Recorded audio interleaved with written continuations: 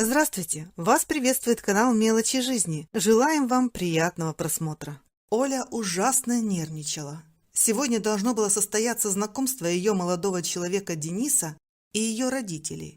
Они встречались уже год, и дело шло к свадьбе, поэтому знакомство было неминуемым. В Денисе Оля была уверена, чего не скажешь о ее родителях. Девушка очень их стеснялась. Когда ей было 15, ее семья переехала из села в город. Родители так решили, чтобы дочь могла продолжить получать хорошее образование. Оля много раз слышала о сложностях селян в городе, но никогда не думала о том, что это коснется ее семьи. В век развитых технологий ее родители категорически отвергали прогресс. Были совершенно простыми и наивными людьми. Денис же был не то чтобы из зажиточной семьи, но его родители были интеллигентными и стильными современными городскими жителями. Мама парня была инструктором по йоге, а отец владел автомойкой. У обоих было хорошее образование, о чем рассказывал сам Денис. В общем, полная противоположность Олиных родителей. И поэтому, когда приближался волнительный момент знакомства, девушка очень нервничала. Встречу решили назначить в ресторане. Точнее, на этом настоял Денис. Оля же всерьез опасалась, что родители начнут вести себя неподобающе. Поэтому под различными предлогами отказывалась. Но Денис ее успокаивал. «Милая, ты зря так переживаешь. Я уверен, что твои родители прекрасные люди. Ведь они вырастили прекрасную дочь». Оле было приятно, но опасения все равно оставались. Мама Оли, Лариса Дмитриевна, очень шумно и весело поприветствовала парня дочери. «Здравствуй, сынок! Как же я рада, что наконец-то нас Оленька познакомила!» И неожиданно для Дениса Лариса Дмитриевна обняла его, а отец Оли, Виктор Павлович, похлопал его по плечу. «Рад знакомству! Ну, молодежь, рассказывайте, по какому поводу собрание?» «Пап, это никакое не собрание. Я просто решила, что вам давно пора познакомиться. Давайте что-нибудь закажем для начала». «Ой, я в этой ресторанной еде ничего не понимаю. Скажите, это все так дорого?» «Мама, ты смотришь на вес блюда, а не на цену. Цена вот здесь». Оля указала на цифры меню. «Да ничего себе! За цену нескольких блюд здесь можно несколько коров купить, да еще и на поросенка останется!» – изумился Виктор Павлович. «Это один из лучших ресторанов в городе», – улыбаясь, пояснил Денис. «Но не волнуйтесь, я полностью оплачу счет. Хочу сделать вам приятное». «Ах, вот так! Значит, начнем!» Виктор Павлович звонко хлопнул в ладоши и принялся листать меню. Вечер обещал быть интересным. Знала бы Оля, сколько раз придется пинать под столом мамину ногу, когда Лариса Дмитриевна принималась петь свои любимые песни. При этом ее совершенно не смущала музыка в ресторане и обстановка в целом. А сколько отцовских шуточек ей предстояло выдержать. Зато Денис, кажется, веселился от души. Оля давно не видела его таким расслабленным и улыбчивым. Чего, впрочем, не скажешь о самой Оле. С каждой новой выходкой родителей она теряла терпение, которому пришел конец, когда в конце вечера ее мама принялась собирать грязную посуду со стола, чтобы помочь девочке-официантке, а папа складывал остатки еды в пакет. «Вкусно же! Зачем добру пропадать?» – недоумевающе спросил он в ответ на возмущение дочери. «Пап, ну перестань меня позорить! Ну как вы себя ведете?» Наконец взорвалась Оля. «Что за балаган? Прекратите немедленно!» «Доченька, ну что с тобой? Все же было прекрасно. Мы славно повеселились, правда ведь?» «Ну да. Видала мать? Вырастили дочку.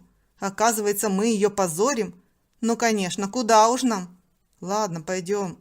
Пусть интеллигенция гуляет дальше». «Молодой человек, был рад знакомству, извините нас». С неожиданной горечью произнес Виктор Павлович, пожав руку Денису на прощание. Супруга молча кивнула, и они удалились из ресторана, впрочем, оставив молодому человеку часть денег за ужин. «Милый, прости, пожалуйста. Я не знаю, почему они себя так вели». Оля виновато смотрела на Дениса, пытаясь по его выражению лица угадать, что же он думает обо всем этом. «Их-то мне за что прощать? Твои родители – мировые люди, простые, честные, открытые. С ними я чувствовала себя как дома. А мои они какие-то зацикленные, что ли. Им важно только, как я выгляжу, сколько зарабатываю, какое впечатление произвожу в обществе. Ну, Я уже и не помню, когда мы последний раз общались с ними на обычные темы. Зато они знают, как вести себя в обществе, возразила Оля. Они ведут себя, как пещерные люди, попав в приличное место. Как же ты можешь так говорить о своих родных? Это люди, которые тебя вырастили, любили, заботились о тебе всю жизнь. Даже в город тебя перевезли, лишь бы их дочери было хорошо. Знаешь, мне кажется, сегодня ты их очень обидела. Я советую тебе хорошенько подумать, а потом извиниться перед ними. А деньги все-таки забери, назидательно произнес Денис. Оля боялась идти домой, поэтому допоздна бродила по улицам, обдумывая сегодняшний вечер. Ей казалось, что родители ее презирают за такое отношение. Она, наверное, действительно перегнула палку, пытаясь выглядеть представителем светского общества, при этом обижая дорогих ей людей. А стоило ли оно того? Когда она пришла домой, было уже совсем поздно. У порога ее встретила встревоженная мама. «Оленька, доченька, где ж ты так долго была?» «Гуляла, мам». «Да все нормально, просто надо было подумать немного и побыть одной. Знаешь, мы, наверное, действительно вели себя неправильно с отцом. Но ты же понимаешь, мы ведь редко бываем в таких культурных заведениях, поэтому не привыкли к этикетным штучкам. Но мы научимся обязательно. Прости нас. Это вы меня простите. Вы у меня самые лучшие».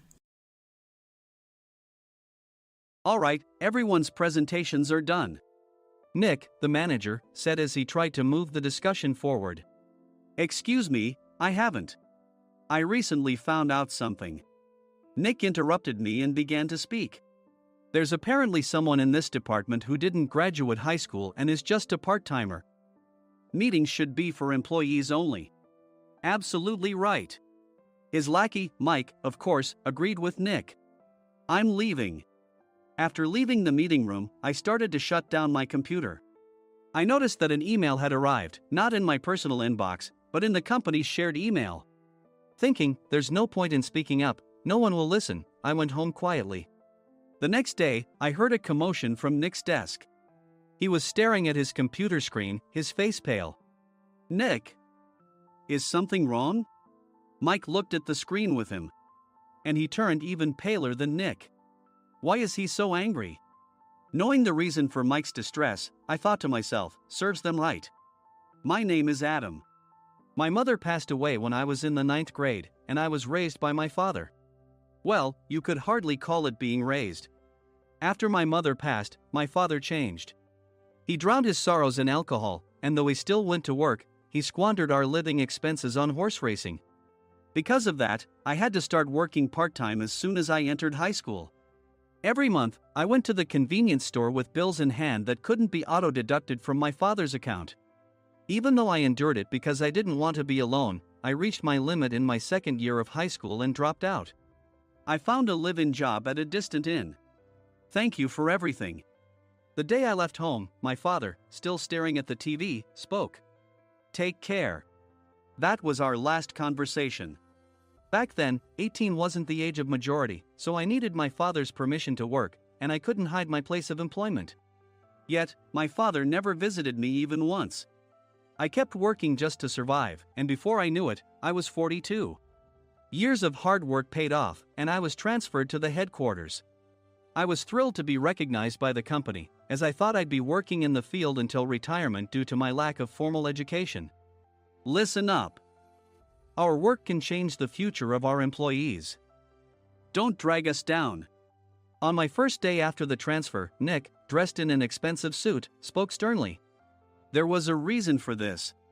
Our inn was located in a prominent tourist destination, known so well that everyone in the state could sing its commercial jingle.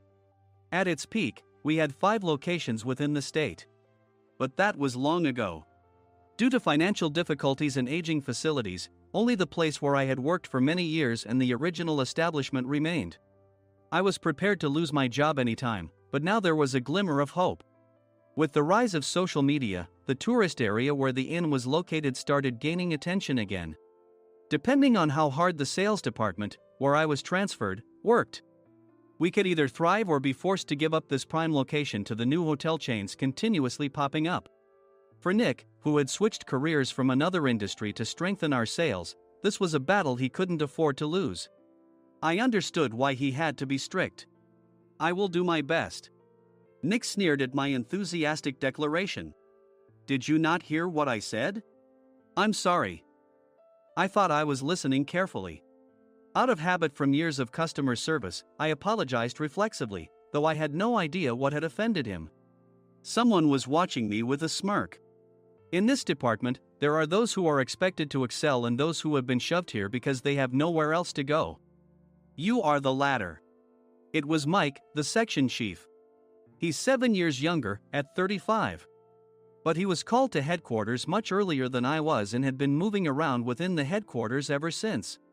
I'm not jealous, but I can't accept that he's my boss. Graduating from a prestigious university, he has an unusually high pride and caused many problems as a newbie, making things very difficult for me when I was the front desk leader. When I found out Mike was transferred to the sales department a month before me, I was disheartened. Mike is right. With just a middle school diploma, there's not much you can do. Don't even think about achieving results. As if I didn't exist, Nick remarked, I'm thirsty. Mike eagerly ran to the coffee maker. It seems Mike is Nick's lackey. I regretted being happy about my transfer to headquarters, wishing I had stayed on site forever. Send a direct mail to every company on this list by the end of the day. Nick only assigned me tasks that even a new graduate could handle. What? There are over 1,000 companies. You want me to send to all of them by today? Yes, if you and your fellow misfits split the work, even those with nowhere else to go should finish by today. I glanced at the employees typing away expressionlessly. They were worn out from customer service, only thinking about leaving on time, or were women reassigned after having children, with zero motivation for work. Even Sam, a new graduate from the same university as Mike, who was supposed to be among the expected achievers, had no enthusiasm for the job, having joined the company wanting to do customer service. I don't care what they say, I plan to quit anytime, he said. Only Nick and Mike were highly motivated, making all the decisions between the two of them. I originally only wanted to work at the inn to survive and had no particular attachment to this job. I swallowed my words, thinking I had no right to reprimand them. About a month after the transfer, Nick told us with a frustrated look. To commemorate the 50th anniversary, we've decided to create a plan exclusive for one group per day. Originally, Mike and I were supposed to come up with it, but our president, Mr. Thompson, insists on hearing everyone's opinions. So, you all get a chance. As Nick explained, Mike began handing out prints. Make sure not to embarrass Nick. If your ideas are half-baked, you'll have to redo them. It seemed that they had printed his handwritten notes by Mr. Thompson, which included several questions and a section for free responses. It made sense why Nick had to seek our input, given that all responses had to be submitted to Mr. Thompson. We were given a week to think about it, and a meeting was scheduled to compile our ideas. My plan is to let guests enjoy both the old and modern America. Nick began the presentations. Guests would watch a master confectioner at a nearby traditional sweet shop make sweets in front of them. The welcome drink would be premium tea in a bottle. Nick's plan was certainly attractive. After his presentation, Nick called on us to present in the order we were seated. Just as I stood up for my turn. All right, everyone's presentations are done. Excuse me, I haven't. I recently found out something. Nick interrupted me. There's someone in this department who didn't graduate high school and is just a part-timer. He was likely talking about me. I joined the company as a part-timer and was made a full-time employee when I turned 20. That was 20 years ago, so Nick and Mike probably had no chance to know until recently. Meetings should be for employees only. Absolutely right. After that, Nick kept creating opportunities to solicit everyone's opinions, purposefully excluding me from speaking. The meeting unexpectedly heated up and went past the scheduled end time. A few people asked to leave, and the discussion continued with the remaining few. Still here? Normally, you'd leave in that situation. Though I had no attachment to the job initially, hearing kind words from customers made me want to make them happier. For someone like me, with nowhere to go, the inn was my home and customer service was my life. I felt pathetic about my current self. I'm leaving. I left the conference room and started shutting down my computer. I noticed an email had arrived, not in my personal inbox, but in the company's shared email. Thinking no one would listen to what I had to say anyway, I quietly went home. The next day, while preparing the DM as instructed, I heard a commotion from Nick's desk. In his haste to stand up, he hit his knee on the desk. He stared at his computer screen, his face pale. "Nick? What's wrong?" Mike, thinking he should be the first to rush over, approached Nick while still wearing his coat. He peered at the screen with Nick. And he turned even paler than Nick. Why is he so angry? Who is responsible for this company? Nick, more irritated than ever, asked, and Mike answered without checking. Probably Sam. Sam wasn't there because he was attending a morning training session for new hires. Nick gave up on getting angry and returned his gaze to the screen. They were looking at an email that arrived right after the end of the working day yesterday. Apparently, no one, including me, had checked it before leaving. The email was from a large company that used us for their annual employee trips. The president and executives of that company also frequently used our services personally. President of the company, Mr. Mason himself, had declared that neither he nor his company would ever use our services again. Well, some companies cancel their employee trips or stop using our services due to financial struggles. Let's just move on. Mike kept wiping the sweat from his forehead with a handkerchief. Knowing why Mike was so agitated, I quietly watched their interaction. Do you know how much revenue we get from that company? We can find other guests to fill the rooms, but we'll lose the banquet costs, gift shop revenue, rental car fees, and more. Moreover, the gifts were supposed to be prepared by the traditional confectionery shop involved in Nick's proposed plan. If it's known that we incurred such a huge loss at this critical time, Nick's position in the company would be jeopardized. Nick took a deep breath, seemingly trying to calm himself. All right, Mike. Go to New York right now and apologize to Mr. Mason. What? You're coming with me, right? I have urgent work to do. I trust you, which is why I'm entrusting this to you. Please. Mike, believing Nick's sincerity, agreed with a determined look on his face, saying, yes. That's Nick for you. Even if Mike went to apologize, Nick would shift all the blame onto him if the client didn't change their mind. Well, it was Mike's fault to begin with, so it served him right. About 3 hours later, Sam answered a call from somewhere and repeatedly apologized, saying, I'm very sorry. Everyone watched to see what was happening. After ending the call, he informed Nick with a weary tone. When Mike arrived at the client's company, he only made things worse, further infuriating Mr. Mason. He was demanding, get his boss here immediately. It was no wonder Sam was exhausted, dealing with such a call right after returning from training. What is that idiot doing? All right, Adam, you're coming with me. If sacrificing Mike didn't work, then I must be next. Normally, I'd want to refuse at all costs, but I saw an opportunity in this situation. If I can be of assistance, I'd be happy to join you. I immediately followed Nick, and we flew to New York. When we introduced ourselves at the reception, it became clear how serious the situation was, as the receptionist personally escorted us to the president's office. Angry voices leaked through the door, making both Nick and me uneasy. Excuse me. I'm Nick, the supervisor. I understand my subordinate has caused you trouble, and I deeply apologize. Nick, with his experience in the corporate world, knew enough to offer an apology before excuses. However, his customer service skills left much to be desired. I sighed as I saw Mike trembling like a small dog in the corner of the room. What kind of training are you giving your subordinates? Mr. Mason glared at Nick with a red face. The intensity of his gaze made even Nick take a step back. Regrettably, I joined this company only 2 years ago and was unaware of Mike's issues. I should have identified his shortcomings sooner. Indeed. I should have realized sooner. No sensible person would come to apologize and then give a lengthy presentation on the drawbacks of not using their in. Nick froze, his mouth slightly open. Suspecting the worst, I picked up the documents that had fallen to the floor. It seemed Mike hastily prepared these documents on the plane, listing the disadvantages. Disadvantage 1, if you change the venue for the company trip, employees might suspect it's for cost-cutting reasons, leading to a negative impression. Reading it aloud half-jokingly, Nick snatched the papers from my hand and checked the contents with a furious expression.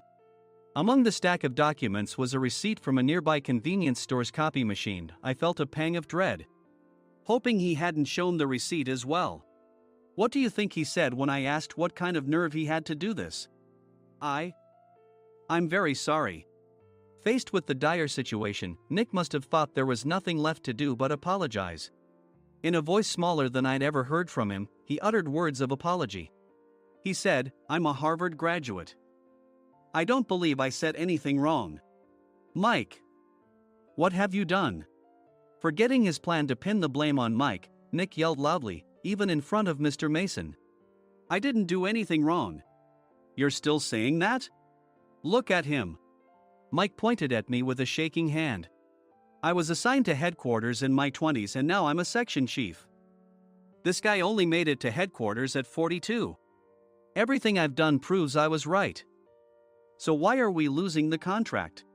Having said his piece, Mike collapsed to the floor. "Of course. You were sent there because you had nowhere else to go." Mike never expected to hear such words from someone he looked down upon. He lunged at me, and Nick hurriedly stepped in to stop him. "Mr. Thompson told me Mike is a quick thinker, and to take good care of him." There's no way he was pushed aside. "Don't make things worse here." "He didn't say quick thinker, he said only quick-witted, didn't he?" I don't remember that part." I recalled the many troubles Mike caused when he was a newbie. When Mike was on the front line, his pride was so high that he never apologized to customers. Customer service, especially in our job, doesn't work alone. It brings both good and bad situations. If the front staff or housekeepers made mistakes, or the cleaning company didn't properly clean a room, one had to apologize to the customers regardless of personal fault. Mike, in such situations, would never apologize, insisting he wasn't at fault. This often angered customers, and as the front desk leader, I frequently had to apologize on his behalf.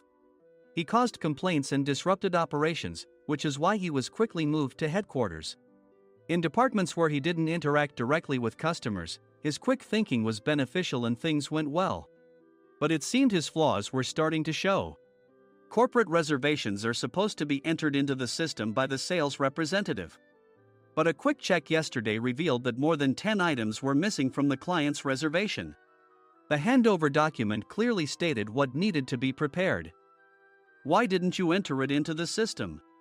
Why do we have to give them special treatment? Filling rooms near the banquet hall, setting up all the food in advance. Specifying the brand of wine, they're too demanding. No wonder he always angered customers, I thought, feeling a headache coming on. Grouping them in rooms near the banquet hall is for our benefit too. It makes it easier for the staff to set up beds and serve breakfast since everyone's schedule is synchronized. As for the other requests, Mr. Mason suggested them to lighten our load. I didn't know that. Nick finally seemed to realize that Mike was the one who had angered the client. What did you say to them? I just told them we wouldn't give them special treatment anymore. We shouldn't waste effort on things that don't bring in money. I was utterly exasperated at his lack of understanding of customer service. Of course, we shouldn't comply with unreasonable demands. But carrying over successful practices from past stays makes customers feel remembered and enhances their experience. Good memories encourage repeat visits. That's part of our job. I looked down at Mike, who was sitting on the floor. In our job, nothing is a waste. Mr. Thompson likely moved you to the sales department, hoping you'd finally understand this. How do you think he feels now that you failed to meet his expectations? Mike, tears in his eyes, fled the president's office.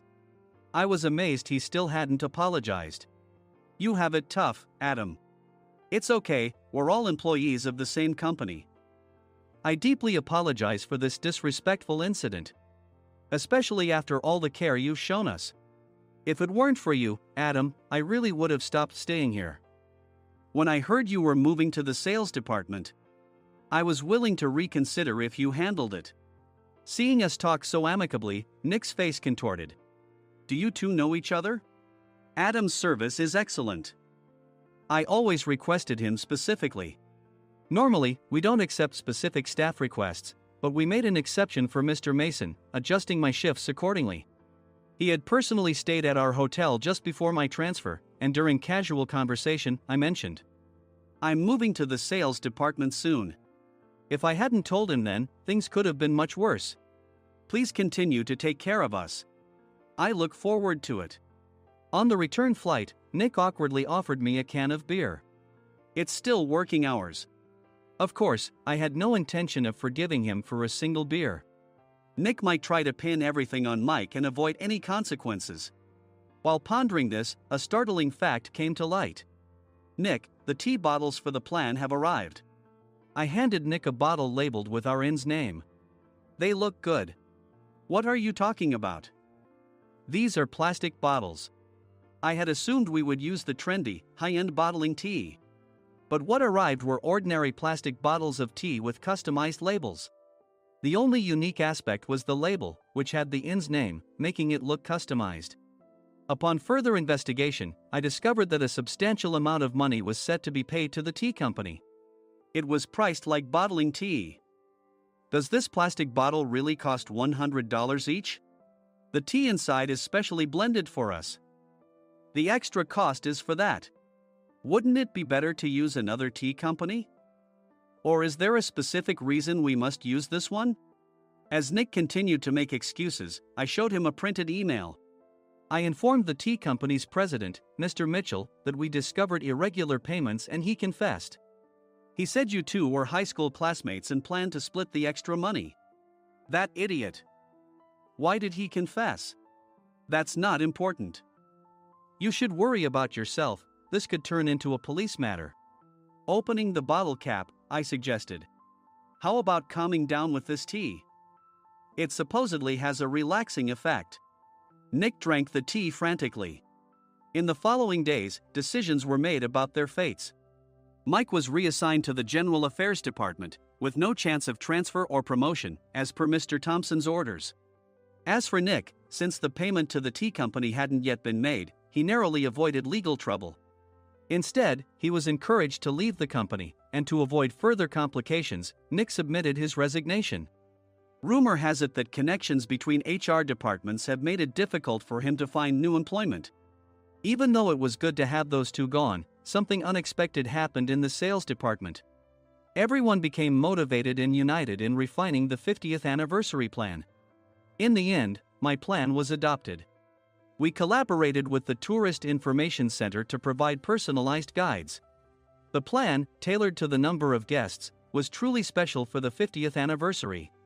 "Hey, is Adam's family coming to stay?" I immediately booked that special plan for my family. Sam noticed it on the reservation list and quickly picked up on it. "Yes, I'm inviting my father." "That's great. I might invite my parents too." I lacked the courage to face my father just as Adam. But here, with the confidence Mr. Mason praised, I felt ready. The 50th anniversary plan was a perfect opportunity to reconnect with my father.